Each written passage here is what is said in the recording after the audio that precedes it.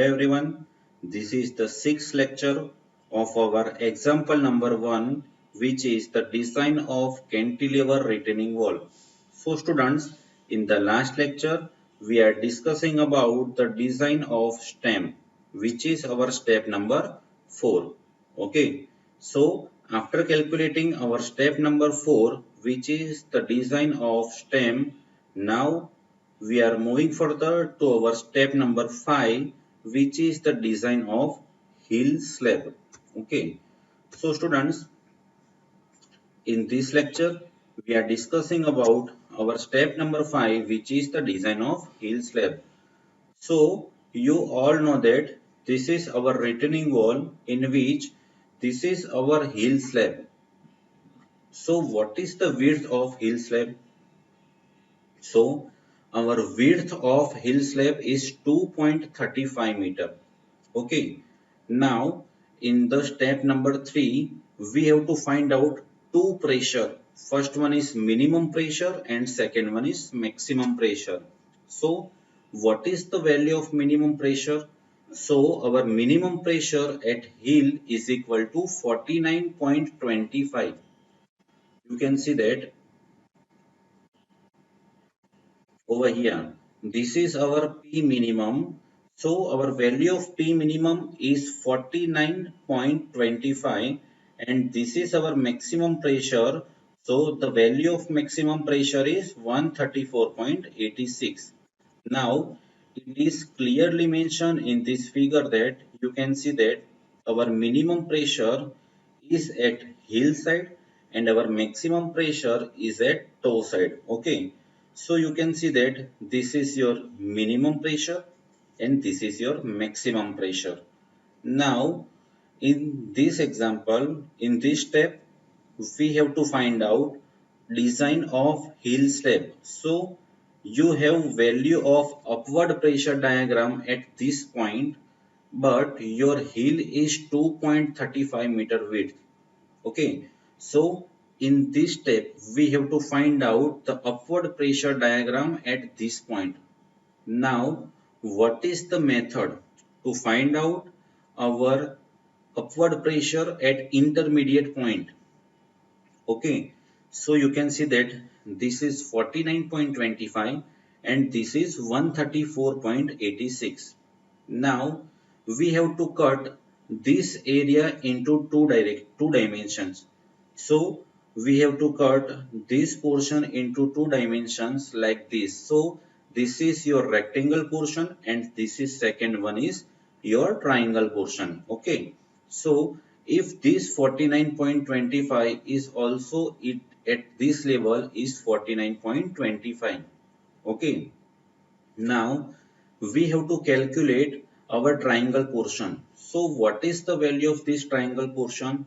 So this value is 134.86 minus what is the value at this point? The value of this point is 49.25. So the difference is 85.61.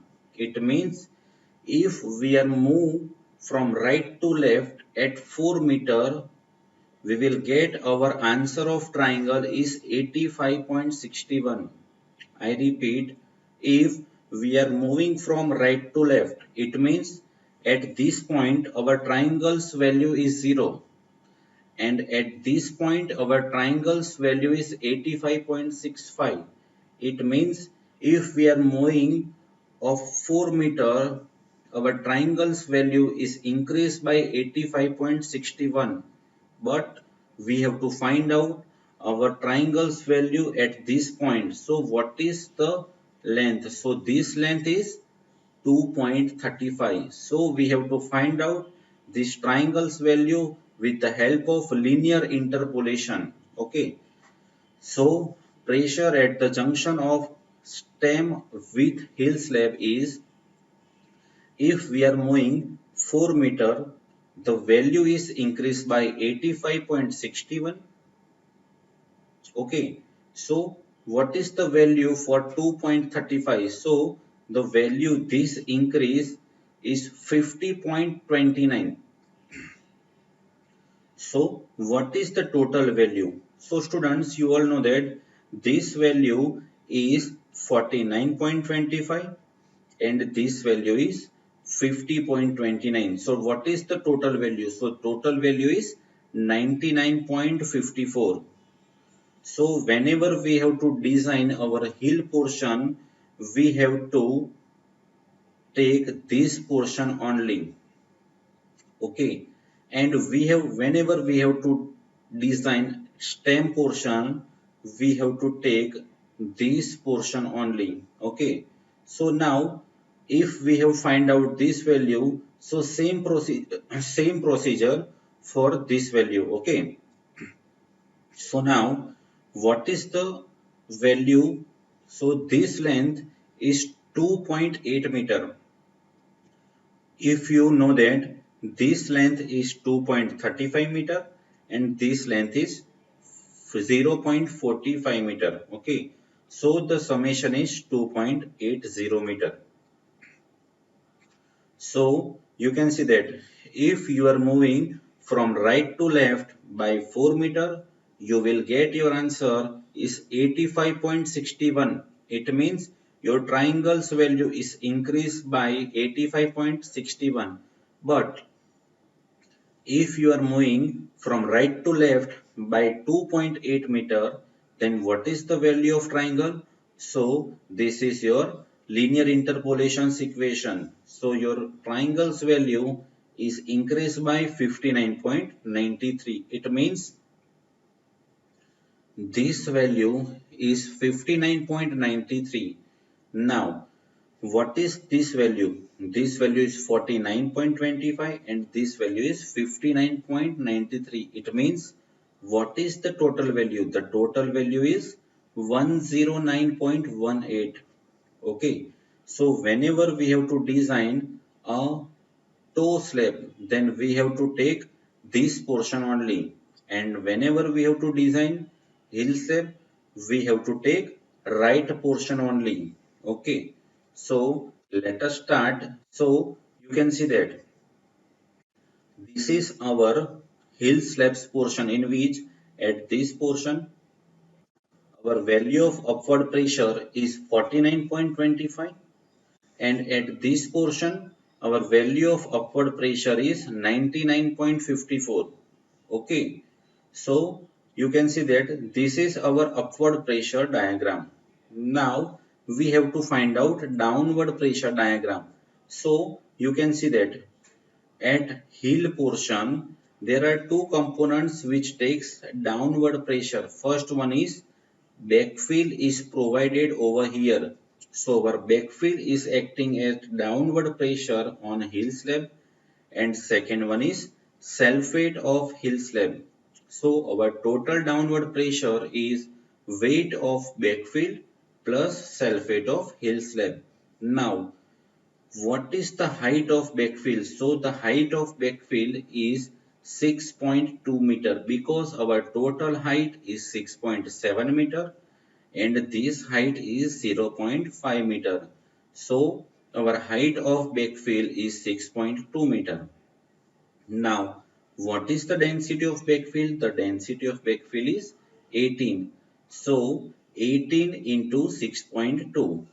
Okay. Now for this portion, concrete RCC is provided in the retaining walls construction. So this is 25 and what is the thickness? This thickness is 0.5.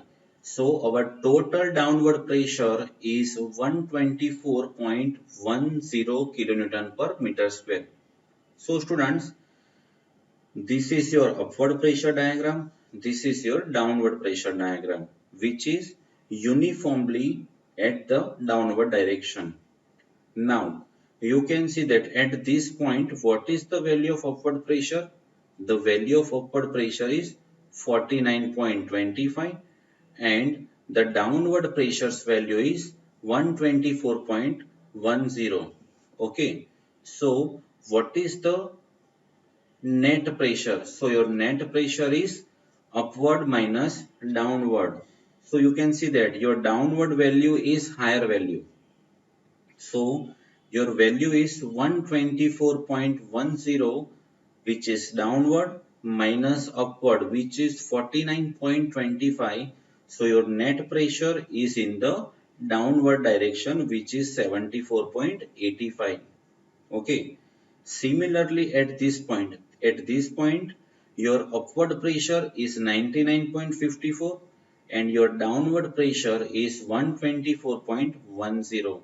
So your net pressure is at downward side, which is 24.56 kilonewton per meter square. So students, for which pressure diagram you have to design your heel component? So obviously for net pressure diagram, we have to design our heel slab portion. Okay.